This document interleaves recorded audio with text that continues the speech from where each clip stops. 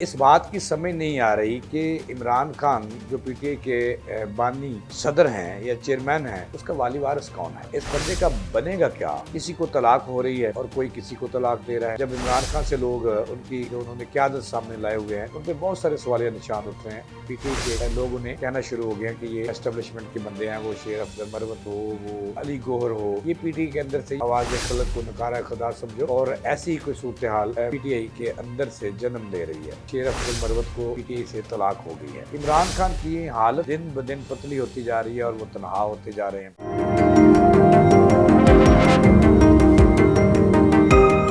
बिस्मिल्लाहिर्रहमानिर्रहीम। इय्याका नअबुदु व इय्याका नस्तईन। अस्सलाम वालेकुम नाज़रीन, मैं जवेद इकबाल। नाज़रीन, इस बात की समझ नहीं आ रही कि इमरान खान जो पीटीआई के बानी सदर हैं या चेयरमैन हैं, उसका वाली वारिस कौन है। उसकी पार्टी उनके बाद यतीम हो गई है या फिर इस्टेब्लिशमेंट के हमायत याफ्ता बंदों के हाथ आ गई है। अब इस बंदे का बनेगा क्या।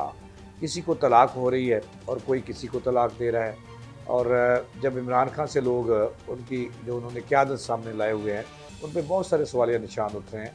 उनसे जब मिल के आती है क्यादत उनकी, जो उनकी उन्होंने अपने बाद क्यादत जिस पर इतबार किया, और पीटीआई के लोग उन्हें कहना शुरू हो गए कि ये जो है एस्टेब्लिशमेंट के बंदे हैं, वो शेर अफजल मरवत हो, वो अली गौहर हो, ये पीटीआई के अंदर से ये आवाज़ें उठना शुरू हो गई हैं। और वो कहते हैं ना नाज़रीन के आवाज़ खलक को नकारा खुदा समझो। और ऐसी ही कोई सूरत हाल पीटीआई के अंदर से जन्म ले रही है। इस पर आज हमने बात करनी है। मुख्तलिफ एक दो खबरें हैं जिसमें शेर अफजल मरवत को पीटीआई से तलाक हो गई है। तलाक किसने दी और क्यों दी, इस पर हम बात करेंगे। नाज़रीन, इस वक्त जो सूरत हाल है, इमरान खान की हालत दिन ब दिन पतली होती जा रही है और वो तनहा होते जा रहे हैं। और कल मुझे इतला मिली, जेल के एक बड़े बंदे ने बताया कि उन्हें अब पेट में गैस रहना शुरू हो गई है और पेट की पक्की जो है उन्होंने मंगवाई है अपने एक हकीम दोस्त से। तो उसकी वजूहात ये है नाज़रीन के इमरान खान ने, एक तो ये नहीं पता कि दो जो अहम शख्सियात जो उन्होंने बड़ी बढ़ चढ़ के मुसल्लत की हैं अपनी पार्टी पे, ये किसके मशवरे से की हैं, ये कौन है। ये पीटीआई के लोग सवाल कर रहे हैं। लोग तो ये भी सवाल करते हैं कि शेर अफजल मरवत कहाँ से आए, ये कौन है। और ये भी पूछते हैं कि बैरिस्टर गौहर ये कौन है। बैरिस्टर गौहर का तल्लक बन्नू से है और वो दूसरे तकी मरवत से हैं शेर अफजल। और दे इस वक्त दोनों पार्टी में मुसल्लत हैं। अब पार्टी के अंदर बहुत सारी अफवाहें फैली हुई हैं। लोग पूछते हैं, ये मैं आपको बताऊंगा कि उन पे लोग जो पीटीआई के लोग हैं वो क्या इल्ज़ाम लगा रहे हैं। सबसे पहले खबर जो आपको देनी है पीटीआई से, उसका तल्लक है। खबर ये है कि कल जो गुजरा है, पीटीआई ने शेर अफजल मरवत को तलाक दी। तलाक क्यों दी, तलाक किस वजह से दी, तलाक का लफ्ज़ मैं क्यों इस्तेमाल कर रहा हूँ, क्योंकि पीटीआई ने उसे लातल्की इख्तियार कर ली थी।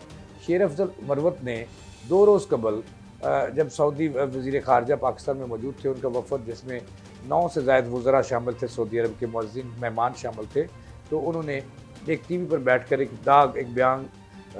बड़ा बयान जारी किया। उन्होंने कहा कि रजीम चेंज ऑपरेशन जो था, यानी कि इमरान खान की हुकूमत का, उन्होंने कहा कि जो तख्ता उल्टा गया, इसमें दीगर क़ुव्वतों के अलावा सऊदी अरब भी शामिल थे। सऊदी अरब भी पीछे खड़े थे। इस पर वाविला उठा और पीटीआई ने, और कहाँ से पता नहीं कहाँ से डंडा आया, शेर अफजल मरवत को और पीटीआई को भी यकसा डंडा आया। तो जिसके बाद फौरी तौर पर शेर अफजल मरवत से लातल्लकी ज़ाहिर कर दी पीटीआई ने। उन्होंने कहा कि इस शख्स से हमारा कोई तल्लक नहीं है, पार्टी का कोई तल्लक नहीं है, इमरान खान का कोई तल्लक नहीं है, हम इससे लातल्लकी ज़ाहिर करते हैं। लिहाजा ये जो बयान उन्होंने कहा है कि रजीम चेंज ऑपरेशन में सऊदी अरब मुलव्वस था, जो पीछे खड़ा था, वो चाहता था कि इमरान खान की हुकूमत उल्टे, उसका तख्ता उल्ट जाए। तो उन्होंने कहा जी कि ये इससे पीटीआई का कोई तल्लक नहीं है, ना इमरान खान का तल्लक है, ना बैरिस्टर गौहर का तल्लक है, ये इनका ज़ाती बयान है। और उसके बाद फिर ऐसे लगा जैसे शेर अफजल मरवत जो है उनको सांप सूंघ गया और उनको तलाक होगी, पीटीआई ने तलाक दे दी। इसके बाद आज उस पर मोहर लगाई है फिर शेर अफजल मरवत ने, और उन्होंने कहा कि हाँ, ये मेरा आज 24 घंटे बाद जब उन्हें तलाक हो चुकी थी पीटीआई से, तो उन्होंने कहा कि हाँ, ये मेरा ज़ाती बयान था, मेरी ज़ाती राय थी, मैं आज़ाद हूँ। अब दूसरा सवाल जो कर रहे हैं पीटीआई वाले, वो कह रहे हैं कि ये शेर अफजल मरवत और जो बैरिस्टर गौहर हैं, ये कौन है।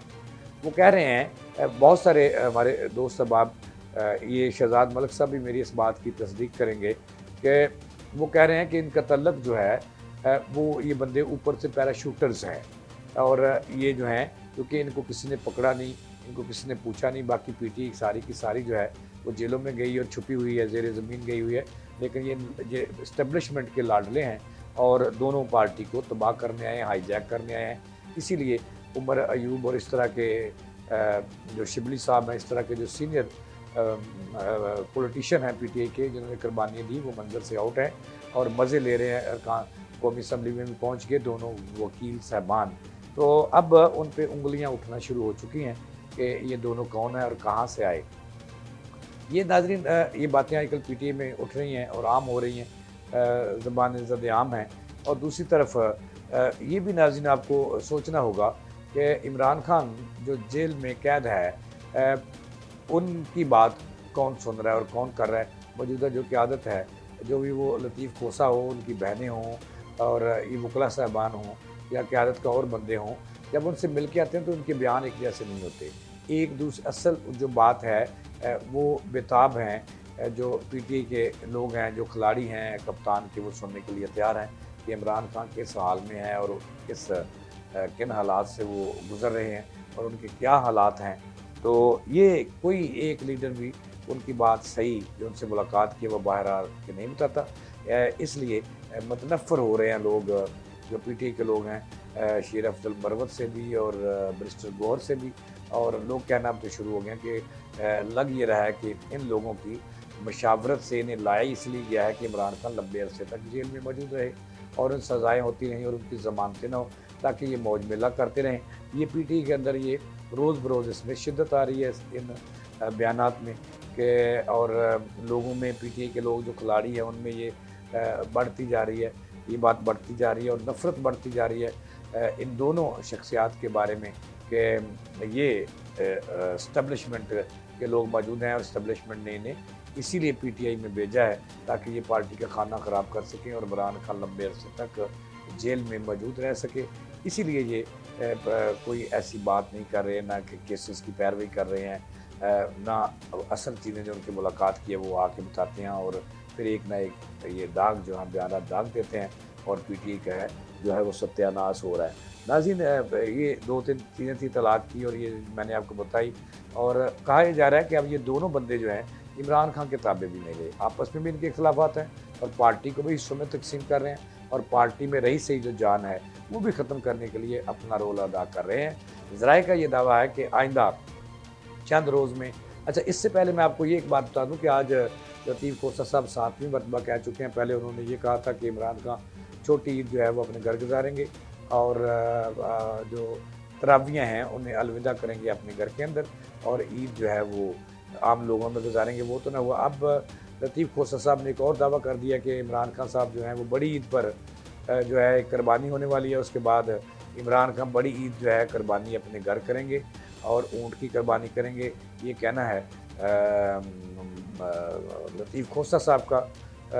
उनका कहना है कि इमरान खान लोग परेशान ना हों, बड़ी ईद पर वो बाहर आ जाएंगे और इकट्ठे खिलाड़ी और कप्तान ईद गुजारेंगे। ये दावे हैं, लेकिन आम जो कारकुन है पीटीआई का जो ज़ेर ज़मीन मौजूद है वो इससे मुतनफ़्फ़र होता जा रहा है मौजूदा क़यादत से, और इसका नुकसान किसको हो रहा है? पार्टी को जो है वो दिन रात जो मज़ीद डैमेज किया जा रहा है। और पार्टी लोग कह रहे हैं कि इसके ज़िम्मेदार यही 3-4 लोग हैं जो इमरान खान से मिलते हैं और मिल कर के ना वो असल हकीकत बताते हैं और ना ही उनका केस मजबूत तरीके से पैरवी करते हैं अदालतों में। नाज़रीन ये थी अब तक की मेरे पास ताज़ा थी। जावेद इकबाल को दें इजाज़त।